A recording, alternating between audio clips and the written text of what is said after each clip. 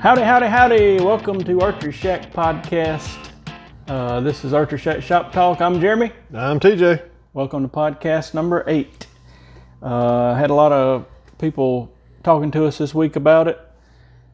Got some text stuff in from last week, some questions we'll go over in a little while, so that's cool. Gun season started here in South Carolina yesterday, Friday, so the bow hunters are slowly dwindling down to a few, but we still got a lot of them that are hardcore bow hunters, so that's cool. What have you seen around the shop this week you want to talk about? Well, we had the crossbow come in that was locked up today. First one I've seen. That's a good story. Dude calls and says, my crossbow is at full draw or at cocked position, and it won't shoot, won't let down. We're freaking out over here. Mm-hmm. So TJ said, well, unfortunately, Parker went out of business, but bring it in, we'll see what we can do. So they come out, they get in here, and they said, that joker cocked last night and wouldn't let down, and said we put it on the bed under some covers in case it exploded. We didn't want it to blow out the wall of the house. Nah, but they did say they were kind of worried about it. Yeah. And we pressed it, got the string, got it uncocked, but it wouldn't, the trigger mechanism quit working, so not good. No. Parker, I still can't believe Parker went out of business. I know. While we're talking about crossbows, let's just talk in general about some crossbow stuff. By far, we've had more come through this year than ever. I'm talking like not as many as we had bows come through, but I mean, it's getting closer than ever. I mean, a good number. I think we've probably had somewhere between 20 and 30 crossbows this year dropped off. And usually it's only like 5 or 6. Yeah. It seems like. And this year it's like crossbow after crossbow, so it's something else. Common misconceptions we hear is people think you can shoot a crossbow at like 80 or 100 yards and kill a deer. I'm not saying you can't do that, but I don't think it's a good idea. You know what I mean? A crossbow's not really, most of the newer ones are not all that faster than a regular compound. So in that 80 or 100 yard range, the deer's going to hear all that loud noise and be way out of the way by the time it gets there. 40 yards, maybe 50 is my recommendation. Yeah. And I know there's crossbows on the market. No, I ain't saying you can't. You can go outside with like a Raven, and I've seen people at 110 yards grouping them, stacking them. Yeah. But the time, if you stood down there at that 100-yard target out of the way and you heard that crossbow go off, you're going to move a substantial bit before that bolt gets there. I mean, it's just, I guess it's kind of like with a compound. It's pretty much whatever you feel comfortable shooting at. I know people, 50 yards is their max, or some people say I won't shoot past 30 yards. Yeah. It's just and whatever you feel comfortable. A big thing about a crossbow that I try to tell people is if you do make a bad shot, it ain't like a bow where you can snatch another arrow out and have it right back. You're going to have to either crank that thing back or cock it or whatever and break your back or get out the cocking rope, whatever. And that's not something that's going to happen super fast in a tree stand, But I used to hate crossbows, like would not work on them, wouldn't touch them, and then slowly, have started tinkering with them, and then we've never really out here told anybody, no, we won't work on it, and I think there's some people that still do that around here, so maybe that's why we get so many in, but I mean it seems like at one point we had 10 or 12 of them laid back here that we'd restrung or done whatever to, which is unusual for crossbows. Well, I think with the crossbow now, I think one of the things that I'm seeing or I'm hearing about or reading about is it's not, in South Carolina, it's only been maybe the last 10 years that they've been legal during archery season, unless you had a doctor's note saying that you couldn't draw a compound bow. I really see, and I've been hearing a lot, is getting the kids out there too. Yeah. I mean, I've got a 3-year-old, you've got a 2-year-old, so eventually they're going to want to go hunting with daddy. Mm-hmm. So I see it as a good thing to get young kids involved in the outdoors. I mean, you could take a 4 or 5-year-old kid now. That's true. Cock the crossbow. Yeah. And they can, and I'm not saying just take them straight out in the woods. Let them shoot the crossbow at the house and everything. But you can get that 4 or 5-year-old kid out there now Yeah. and let them enjoy the outdoors. True. Good point. So I think that's where a lot of them, and there's been a bunch come in that their wives and girlfriends That's true. has brought in crossbows to be restrung and worked on, and there's a As few far with as- kids. Let's talk about price ranges and all that of crossbows, because I've had people ask me that. It's almost like a compound bow, but even really a little more. It's like you can get the entry level stuff from about $300 to around $5, maybe a little less than $5, and they're still smoking fast. 400 feet per second plus packages and all that. And then you got the middle of the road stuff. Some of those are even now coming with a built-in crank and all that stuff. From about $500 to $800. Then you got the real good stuff that's in the $1,000 range. But now you've got like the Raven and the higher end 10-point stuff that's $2,500. But I mean, this stuff, literally, I've seen people post pictures of groups, at 100 yards that are just touching each other. And I mean, you've got the Mission, you've got those in there, as some more of your higher end stuff, and it's just crazy. It is. It really. I think personally, I mean, you're still gonna have your compound in bow hunters, but I can see the crossbows increasing in popularity. I think so. Just because you can get women out. I mean, not all women want to draw back a compound. Yeah. And so you have that option now. So I think it's a good thing in a way. Yeah. Well, I guess I'd rather see crossbows than everybody just pick up a rifle. I guess if you look at it that way. Our gun season just opened. We talked about that. Last podcast, we talked about the PSC Bear and a few Matthews bows that had been released. The only other ones I've seen released was I think Bowtech released some Target bows, and I hadn't really looked at them, so I can't say much about them. But I know Bear released their crossbow line. Yeah. So should be coming up within the next month of Matthews, and I got an Obsession email. Didn't say what they were. Just we're about to come out with some stuff. So Prime's coming out soon.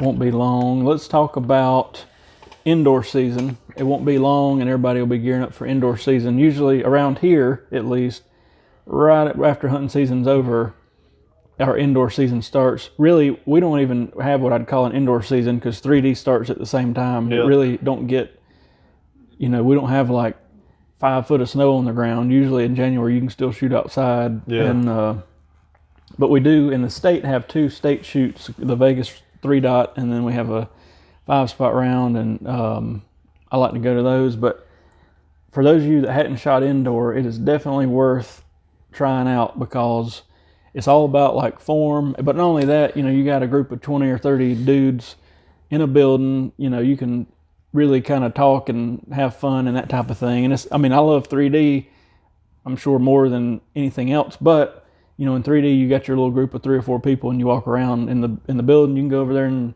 chat with everybody and shoot and that type of thing. But I think a lot of people get nervous about indoor because they think everybody's watching you, but honestly they're not. Everybody's standing there shooting at the same time. Not anything different. It can get kind of weird if like you let down a couple times and you're the last guy shooting and then there's a few people watching you, but that's not usually the case. Definitely give it a try if you got somewhere to shoot indoor around where you live. Up here, we got a club called Kiwi Bowman, and they got a super nice 20-yard indoor range.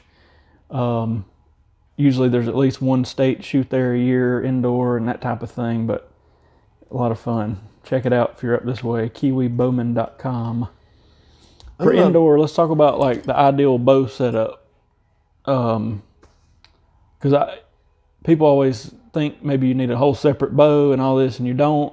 You could even shoot a hunting bow. But most people indoor, you don't have to carry your bow. You're standing in one spot, shooting 20 yards. So most people shoot a super long 39-inch, 42-inch, 44-inch bow. As far as like if you do shoot a slide bar, what power scope you shoot is 100% up to you. I know people that shoot 8 power scopes, but you see a lot of movement.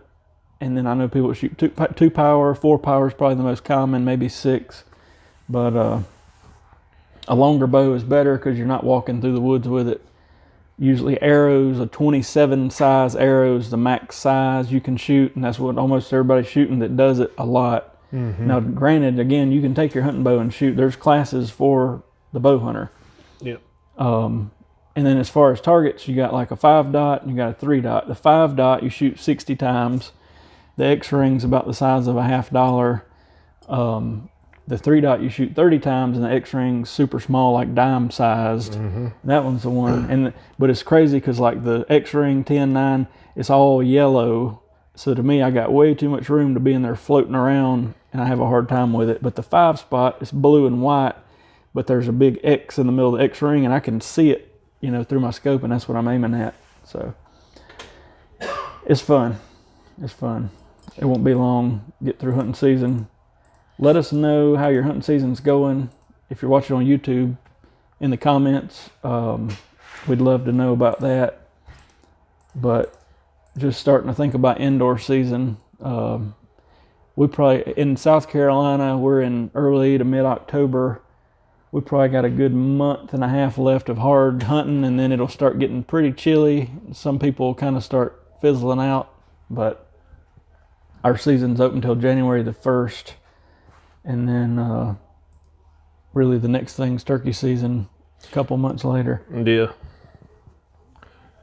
I'm not a big fan of indoors. I mean, I'll shoot it, but I'm more the 3D guy myself. But I've shot my hunting bow on indoor.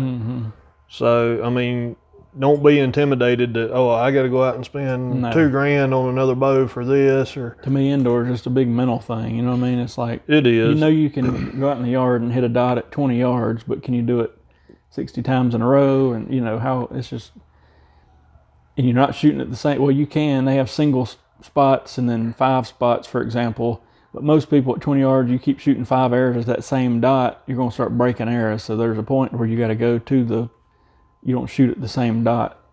I remember when I did that, when I was like, 14, I went from shooting real good to not so great because I was just used to drilling them in that one spot, and then I had to go to separate targets, and it was different. But it's fun. I mean, it's just not my forte. I just think it's different. ATS show won't be too much longer, January. Yep. Back in Indianapolis. Hopefully, we'll take our stuff and maybe from the hotel room do, I don't know what we'll do. We'll do a live podcast or something each night just to talk about what we've seen for a few minutes. People always love it when I post pictures and videos during that week because there's always new products, and a lot of companies will come out with a bow that they hadn't really said anything about. They'll come out with it at the show and that type of thing. So the surprise. Yeah. Let's talk about, I was talking about this with somebody the other day, and it made me think to talk about it on here. We're talking about like an ethical range for a regular bow, like how far would you shoot a deer? And the guy I was talking to was like, man, if a big one walked out, I'd sling one at 80 yards. And I was like, no, I wouldn't. I mean, I want to know that I know I can hit a dot at 80 yards pretty consistent, but I don't know how far that deer's going to move. You know what I mean? I'm not going to chance it.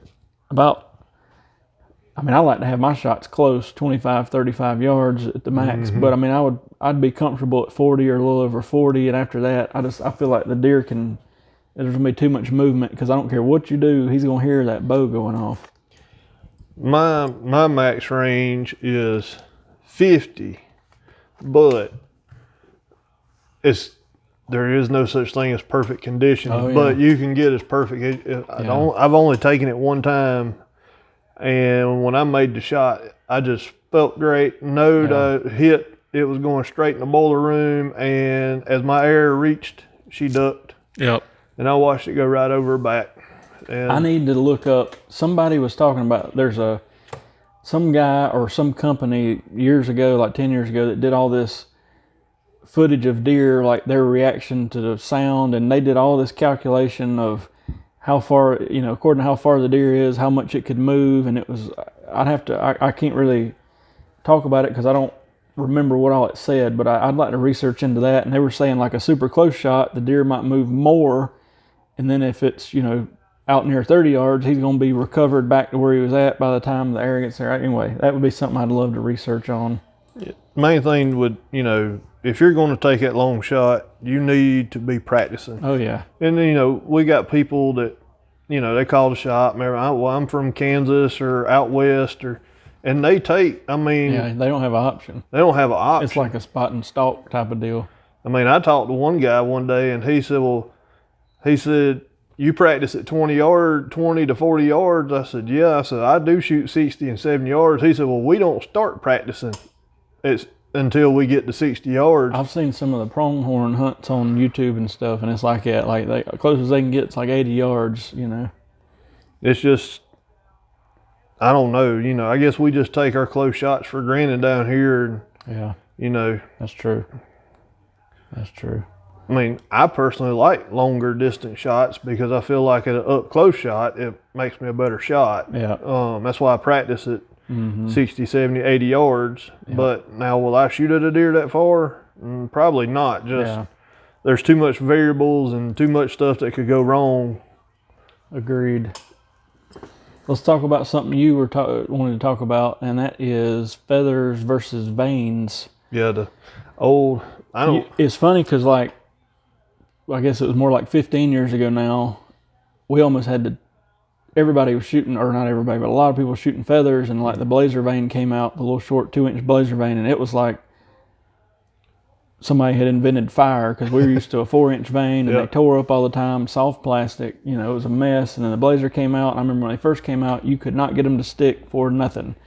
And then they started putting the double coat of the activator or whatever on it to where it would stick better, and it's been, the blazer vane, love it or hate it, is by far the most used vane or Flexion out there at this point. I know back on the old aluminum arrows and everything, you shot a 4-inch vane. Or 5 sometimes. And, I shot vanes, but then you switched me over to feathers. Yeah. Because you shot feathers all the time. I always shot feathers. I guess just who I was around or whatever, but I always shot a 4-inch feather for hunting and a 3-inch for target stuff. And then, again, fast forward, and they got the little 2-inch like Gateway Razor feathers, and I put even now I shoot those and put a hard helical on them for hunting, and it shoots fine. So it's something else. Feathers, a little bit of stuff if you hadn't read it before. True Flight puts out this little information card if you buy a big pack of feathers, and it says in their testing of feathers versus vanes, a feather is faster coming out of the bow, which we can vouch for that through the chronograph. Right out of the bow, the feather is faster out to, I think it's 41 yards. And then it said from 41 to 61, the feather and vane roughly were the same speed. And then past 61, the vane was faster. So I figure on the launch, the feather's laying back, getting out of the way, you know what I mean? But I just feel like it, if you want to call it, like grips the air better than a vane just sitting there. And then the soft plastic vanes, if you watch slow motion footage, they're all wrinkled up and crazy coming out of the bow. And to me, that's got to be doing something with the air flight. But feathers are, let's talk about the bad stuff of feathers. Well, the obvious one. If they get wet. But they make powders and sprays and all that stuff, so that kind of takes care of that. I've even shot them wet, pretty wet, and they still shoot okay. I think maybe when upon the release it blows most of the water off, but they're a little louder. They are louder, but I feel like they steer the arrow better. But we hardly ever do feathers anymore. Just a few people and me. I even shoot feathers on my target arrows. Me too. But I just do it and know I'm going to have to refletch them some because they're going to get tore up, particularly by you. I knew that was coming. We went to some shoot and TJ was just hammering every damn arrow I had. Feathers. I was like, I'm not going to have any arrows left, dude. So. And the bad thing is, I was not aiming for them. You would have thought I was, but I wasn't. Bullshit. Let's talk about length of fletching. Again, almost everybody's shooting a 2-inch something. I do know a few indoor people that are shooting a big 5-inch feather on a big 27-12 or something, but mostly it's 2-inch for hunters, mostly. AAE has some neat stuff out. that's a little bit longer, but still nothing over like 3 inches anymore.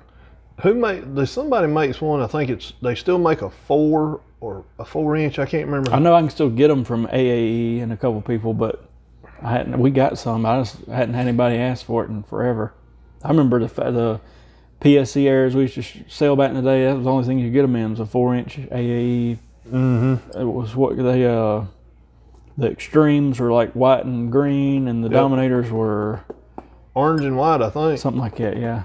That's right, orange and white. I had to think for a minute. And I mean, the one thing I would like to do, and it is hard because where we're at, it's either hot or hotter or cool. You know, we don't have the major wind gusts like you do out west. I just wonder how like wind drift and everything would affect a feather versus a vane. I don't know. That's something I've never tested. Well, we don't have enough wind sometimes to. I've read what other people have said, and most of them say that a small shield cut vane does better than anything as far as a group and wind drift and all that. But I had never tested it, so I couldn't really speak for it. But now I have shot feathers and vanes at long distances on the same arrow and pretty much get the same result for the most part. You know, I've tried right and left helical. There's a whole big thing on that we could talk about later, but ultimately you ain't gonna see a whole lot of difference. Let's go to, we had I don't know who it was, we didn't get a name. We had a Georgia number text in some questions.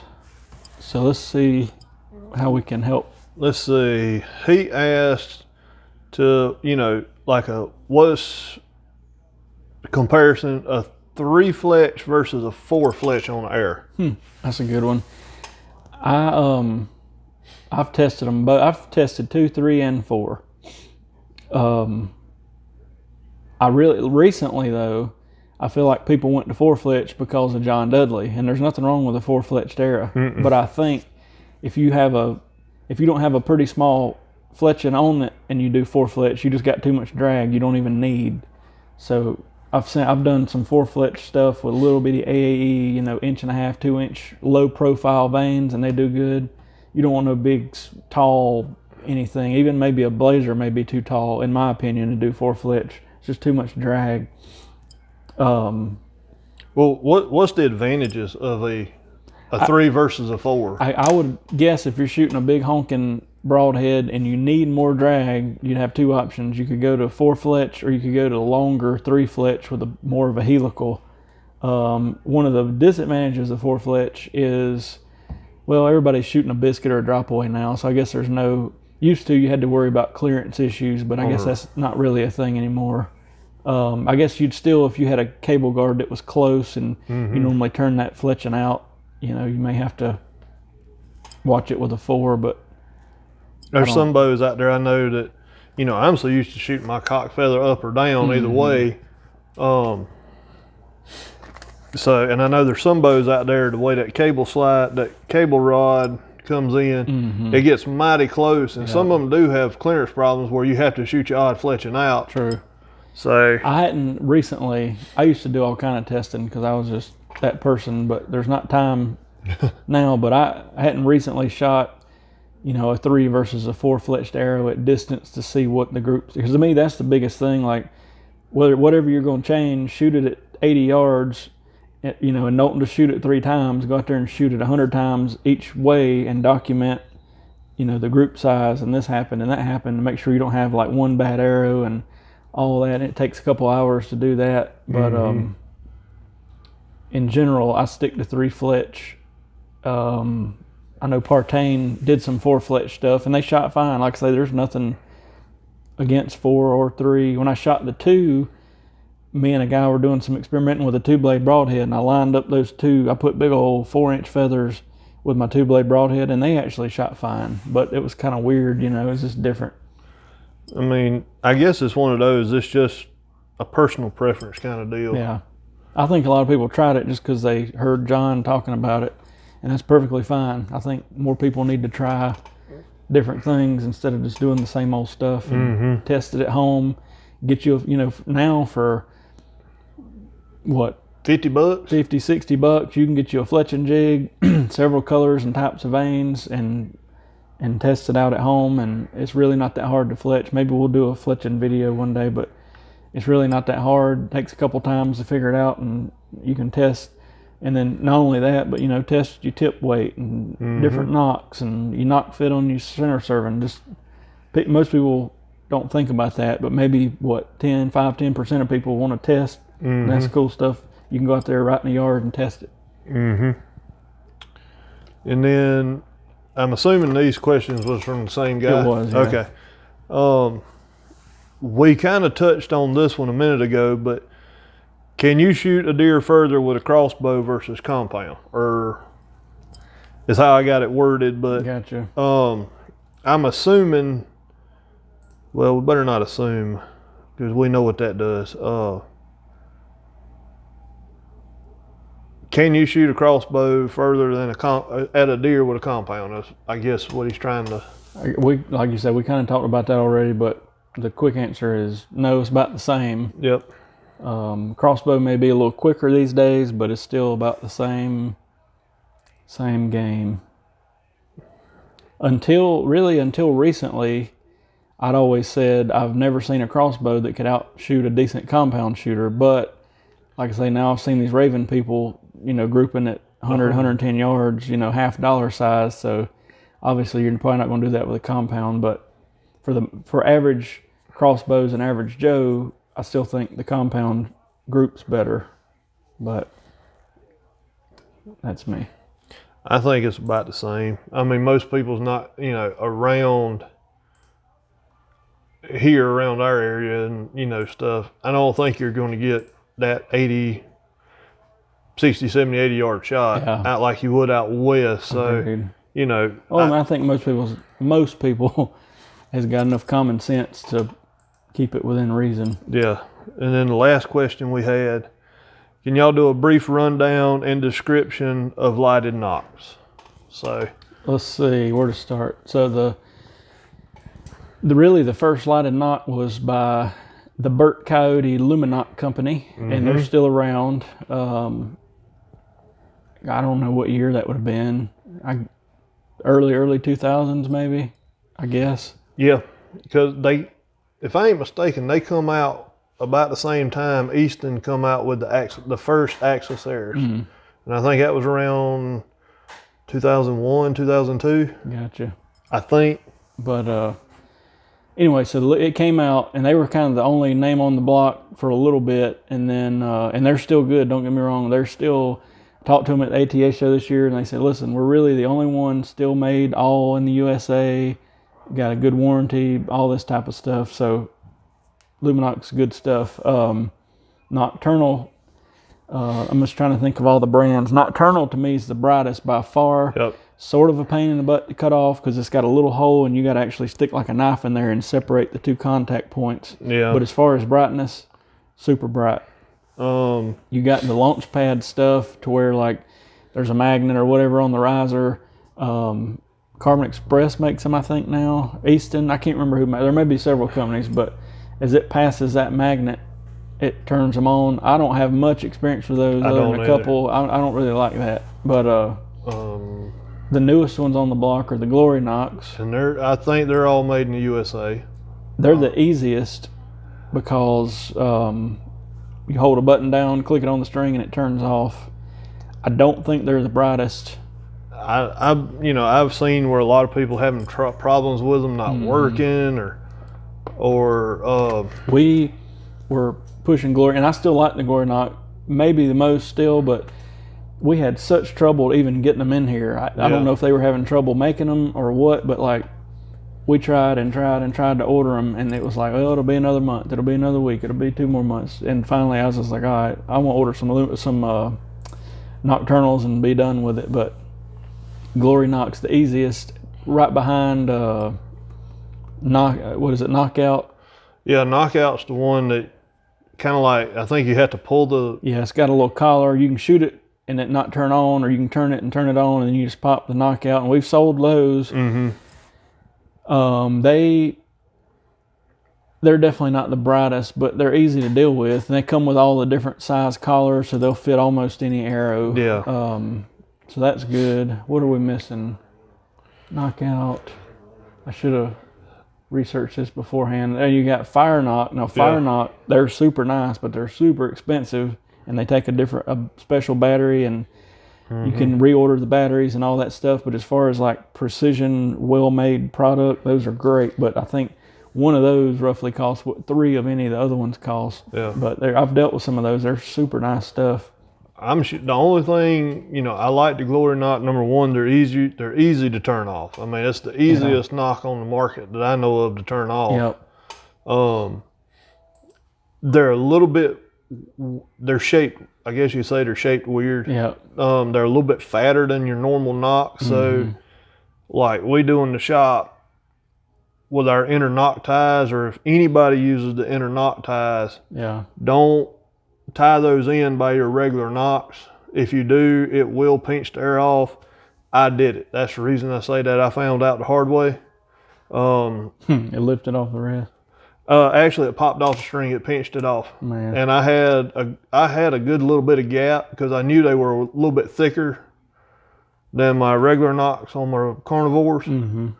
And late season last year, I had a fox come in, and I was going to shoot a fox, and I drew back on it, and when I did, I heard "Thoop," Man. and it come on, and luckily it didn't. It just fell down on the ground. But Gotcha. so definitely, I'll tell you something else people don't think about is that lighted knock weighs 2 or 3 times what a regular knock does, you know, and they'll just pop in their lighted knocks like they do their broadheads and say, oh, it's good. But always try out your broadheads. If you're going to shoot a lighted knock, shoot them. That's the one thing I like about those knockouts is you can just turn them off and shoot them, and then just turn them on when you get ready to hunt, and that way they're not doing anything crazy. But I'm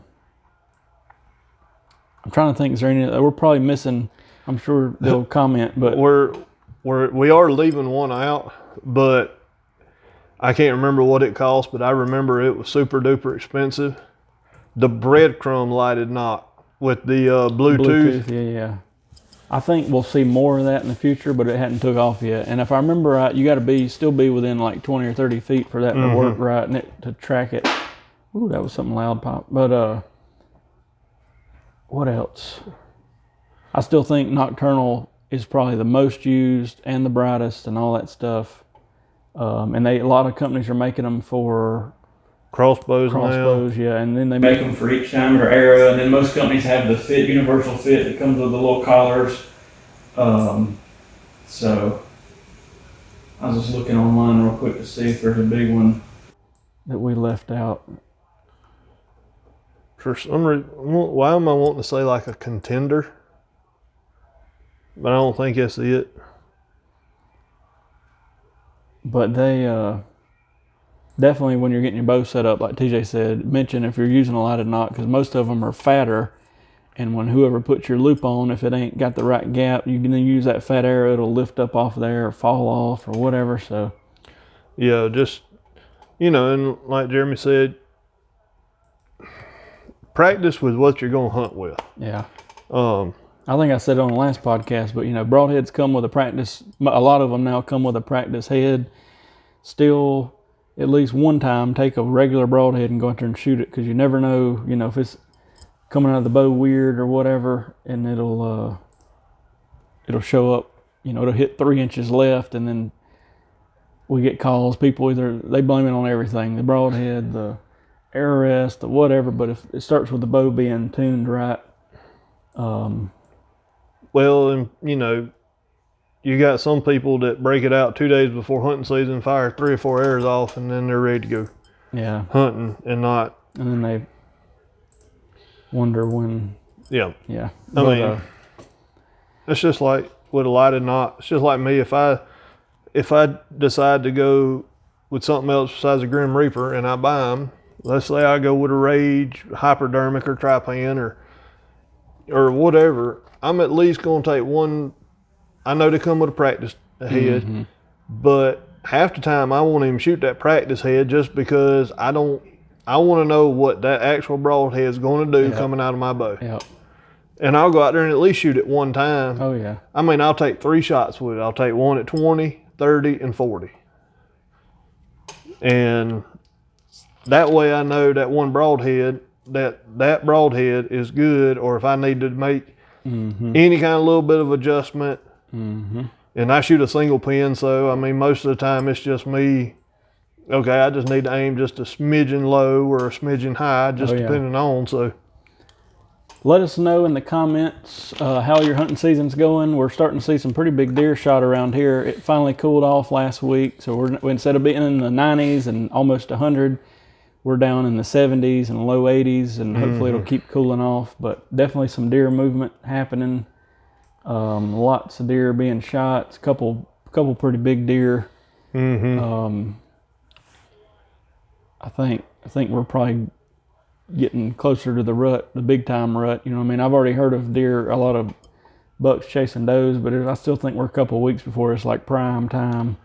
I've tried to keep up with it year to year with family members that get to hunt a lot more than I do, and you know, just friends and everything. But I hate to say it, if you really want to know when the rut's kind of, just look at Facebook. Yeah. You know, if you're on, like, we have there's an upstate South Carolina deer hunters group, or there's this group or that group. You know, if you're in one of them groups and you start seeing pictures or what I do half the time is I just go back and look at my trail cam pics and start looking when I start seeing bucks show up on camera or getting a little bit of daytime footage of them. Yep. And you'd be able to see about when. But yeah, so check Facebook. If you run cameras, just look back at past years that you've got, and it'll give you a good idea of when it'll start picking up. Oh yeah.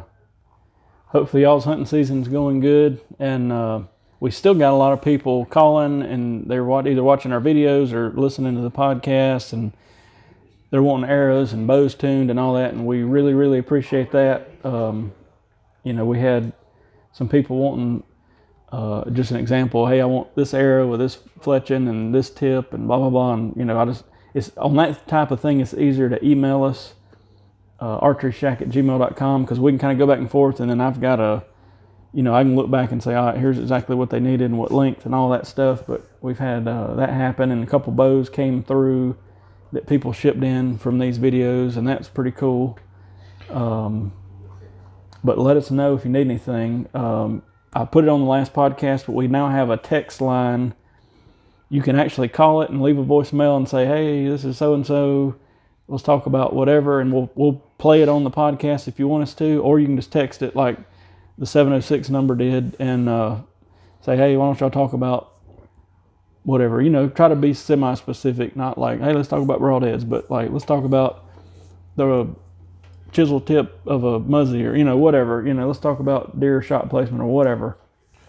843-560-9898 is that number. 843-560-9898. Of course, the shop line, if you need to call and talk to us, which we still appreciate people calling and saying, hey, we listen, keep going.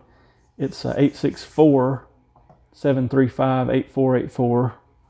You can call us and let us know whatever, if we can do something for you. And then again, that email address is archeryshack@gmail.com. But we really appreciate y'all listening to us. I'm going to leave them with a question. Do it. And I'm going to leave them with 2 questions.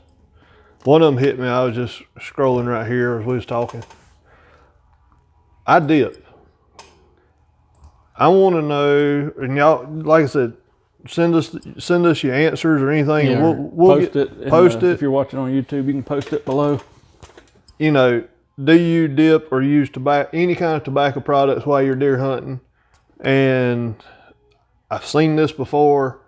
What are your feelings as far as using the bathroom in the woods while you're deer hunting in your spot, as far as a scent? Yeah.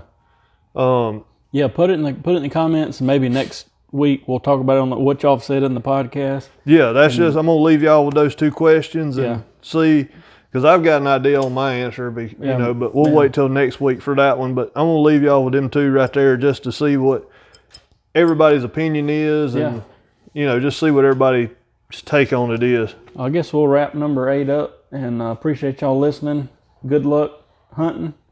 Leave us some comments and feedback, and we'll see y'all next week. Y'all have a good one. Stay safe out there. See y'all.